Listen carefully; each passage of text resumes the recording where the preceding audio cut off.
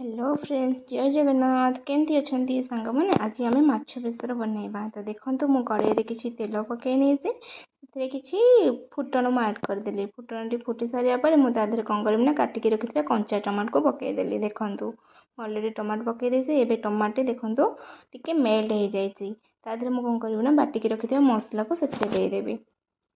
आपणक अनुसार देवे। मोर जी दरकार मुझे परिमाण में मसला नहीं जाइए। 3 चामच मसला नहीं जाइए मु।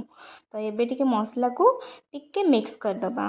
तो मसला टी मिक्स हवा ठीक से दरकार। तो मिक्स कर सारापर मुझे कौन करना 1.5 चामच लंका गुंड नहीं। 1 चामच फुल लंका गुंड नाला आ 1 चामच हाफ लंका गुंड नहीं। कारण छोट छुआ भी घरे अच्छा आपण क्वांटिटी पकई पारती।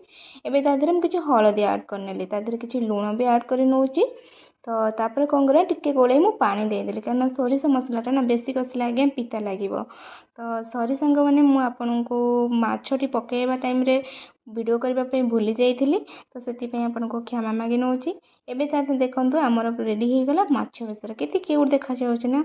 जदि आपको मो वीडियोटी भल लगी तेज like comment share and subscribe करने जमा भी भूलुनि। आज्ञा हाँ, बेल आइकन दबाइवाई जमा भी भूलि। रखुची। जय जगन्नाथ।